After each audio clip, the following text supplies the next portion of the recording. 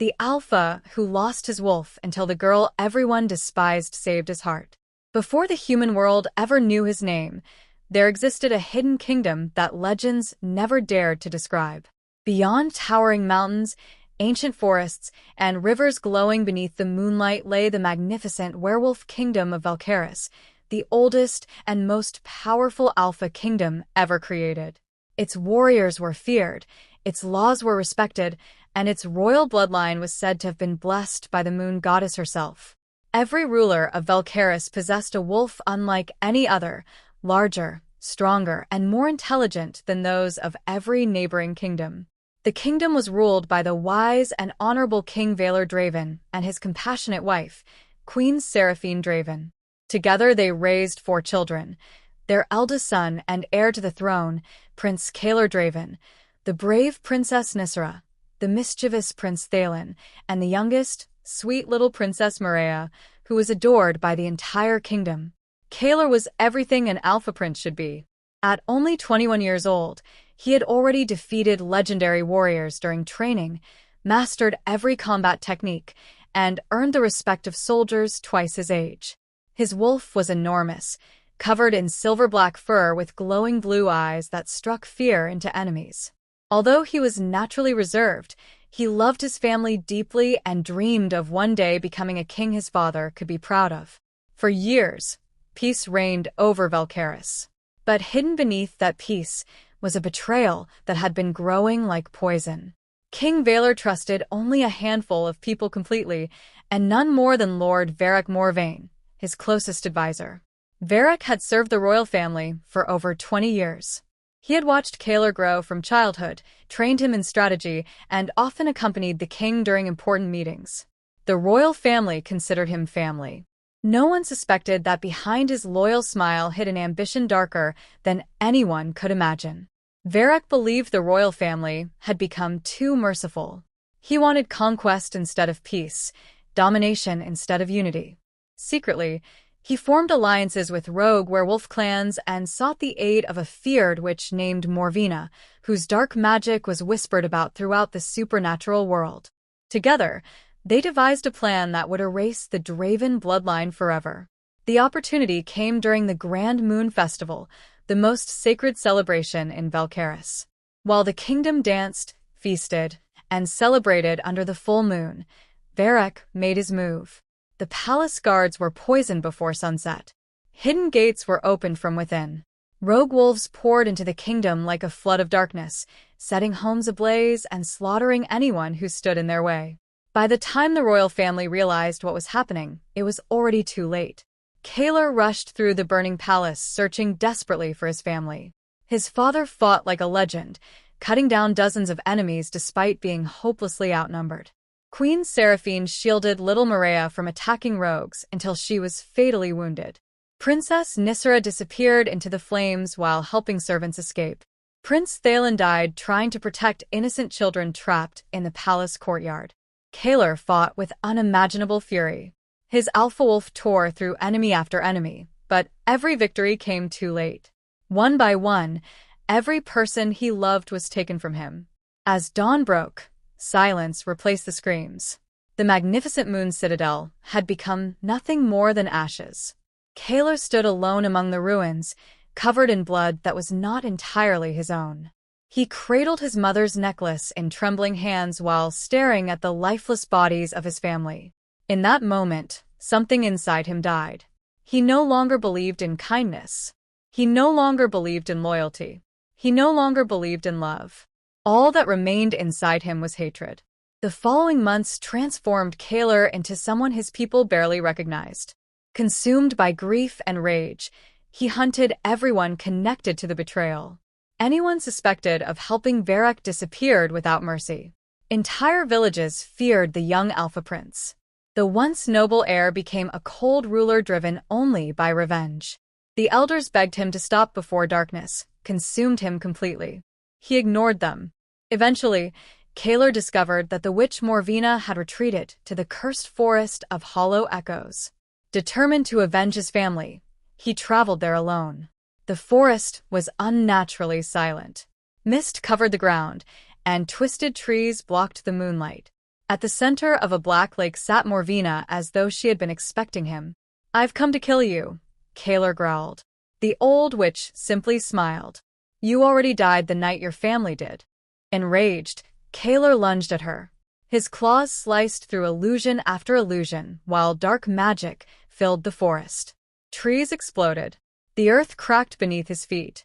Yet no matter how hard he fought, he could not reach her true form. Finally, Morvina raised her ancient staff. "You have allowed hatred to replace your heart," she said calmly. "You blame the world for your pain. You have forgotten compassion. You have forgotten mercy. You have forgotten love." Before Kaler could react, black energy shot from her staff and struck him directly in the chest. Pain unlike anything he had ever experienced surged through his body. Then, silence. The familiar voice of his wolf vanished. Its strength disappeared. Its presence faded as though it had never existed. Kaler fell to his knees in horror. "I curse you," Morvina declared, "until your frozen heart learns to love again, until you choose compassion over hatred. You shall never transform again. Your wolf will remain locked away from you, and the bond that once made you an alpha will remain broken." With those final words, she disappeared into the darkness. Kaler returned to Valkaris broken. Without his wolf, he no longer considered himself worthy of leading the kingdom. Ashamed and unwilling to let his people see their future king weakened, he entrusted the kingdom's protection to his loyal commander, General Oric Fenris, and disappeared into the human world. Using forged documents and a new identity, Kaler settled in the bustling human city of Ashmere Heights. To avoid suspicion, he enrolled at North Haven Crest University, one of the city's most prestigious colleges. His only goal was to disappear from the world and live without attachments. Despite losing his wolf, Kaler remained exceptionally handsome and naturally charismatic. His sharp gray eyes, tall athletic frame, and mysterious personality immediately attracted attention. Within days, he became the most popular student on campus. Wealthy students wanted to befriend him, athletes admired him, and nearly every girl dreamed of dating him. Kaler accepted their attention without caring about any of them. He treated everyone with the same cold indifference. Among the thousands of students was a young woman named Eloan Hart. Unlike everyone else, Eloan never stood out because of beauty or popularity, although she was breathtakingly beautiful.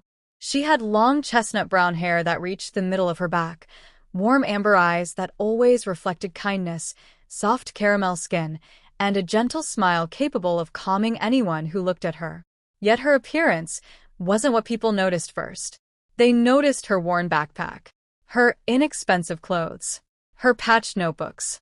Eloan attended North Haven Crest University on a full scholarship. Her father, Edric Hart, repaired shoes in a tiny shop after losing his wife years earlier. Every coin he earned went toward helping his daughter chase her dream of becoming a doctor.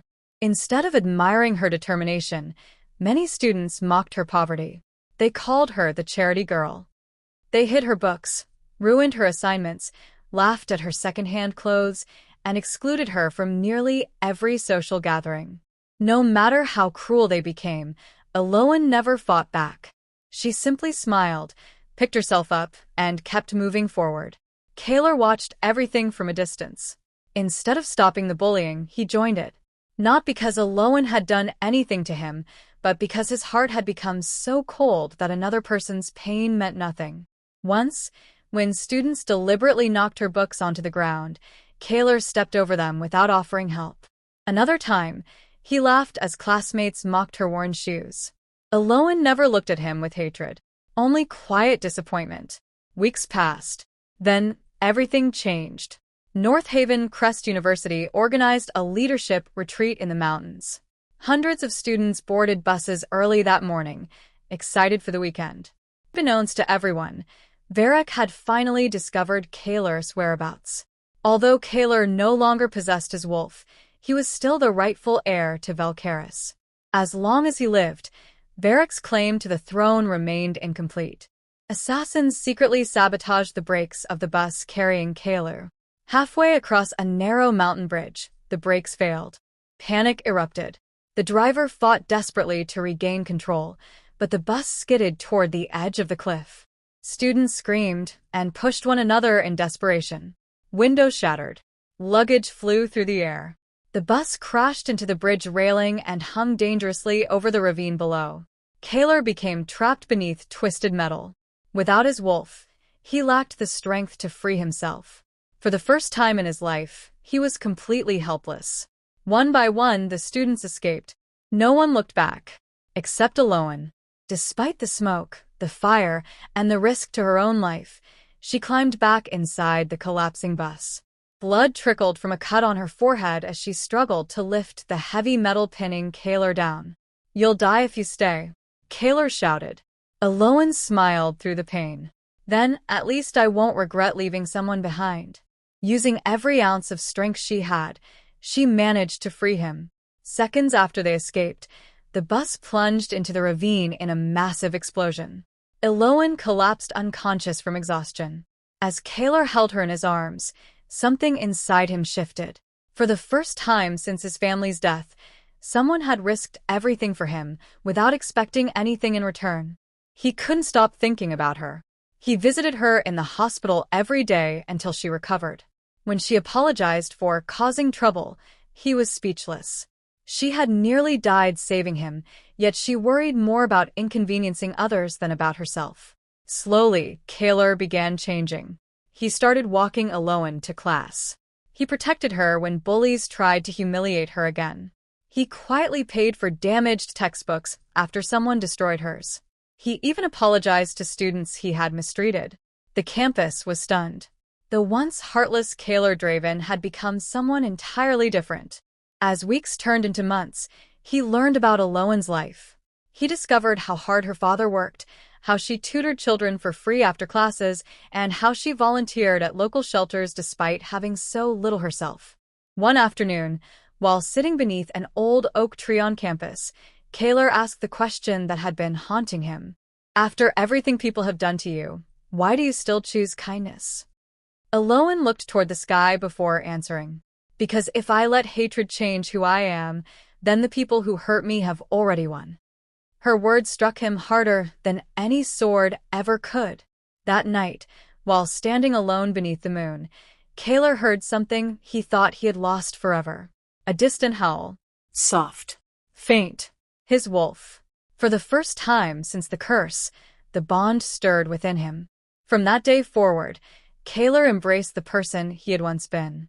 He laughed again. He smiled. He helped strangers.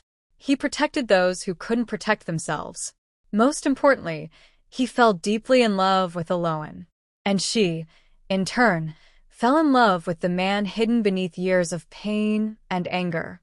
Watching from afar, Varric realized the curse was beginning to break. He acted immediately.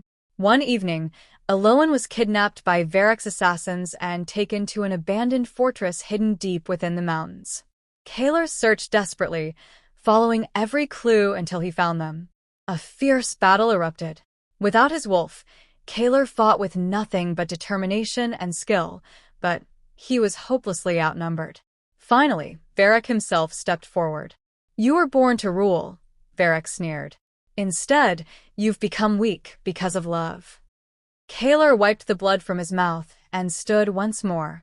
"No," he replied calmly. "Love didn't make me weak. Hatred did." Varric drove a blade into Kaler's chest. He collapsed. Aloan broke free and rushed to his side, tears streaming down her face as she held him close. "Please don't leave me," she cried. "I love you." The moment those words reached his heart, the curse shattered. A deafening howl echoed across the mountains. Silver light erupted from Kaler's body, illuminating the night sky. His wolf returned, greater than ever before. Massive silver-black fur shimmered beneath the full moon. Brilliant blue eyes blazed with ancient alpha power. Every ounce of his lost strength returned, multiplied beyond anything he had ever possessed. The curse had been broken, not by vengeance, not by power, but by love. In his true alpha form, Kaler defeated Varric once and for all, ending the betrayal that had haunted his family for years. With peace finally restored, Kaler and Aloan returned to Valkaris together. The kingdom erupted in celebration as its rightful king finally came home. General Auric knelt before him with tears in his eyes. "Welcome home, your majesty." Kalar was crowned king of Valkaris beneath the light of the full moon. During the ceremony, he took Aloan's hand before the entire kingdom. Some nobles protested. "She's human," they argued. "She cannot be our queen." Kalar looked across the throne room with unwavering confidence. "My mother taught me that greatness is measured by the heart, not by blood. Aloan possesses more courage, compassion, and honor than anyone standing here. If she is worthy enough to save an alpha who had lost himself, then she is worthy enough to stand beside him as queen." No one spoke another word. The kingdom welcomed Aloan with thunderous applause. Together, King Kalar and Queen Aloan rebuilt Valkaris into a kingdom where kindness was valued above status and every child, rich or poor, received the same opportunities. Every year, on the anniversary of the day Aloan saved his life, Kalar returned with her to the mountain bridge, where everything had changed. Looking over the valley below, he would smile and quietly say, "I spent years believing I had lost my wolf. But the truth was, I had only lost my heart. And the girl the world looked down on was the one who helped me find it again." From that day forward, the story of the heartless alpha who found his wolf through love became one of the greatest legends ever told in both the human world and the kingdom of Valkaris. The end.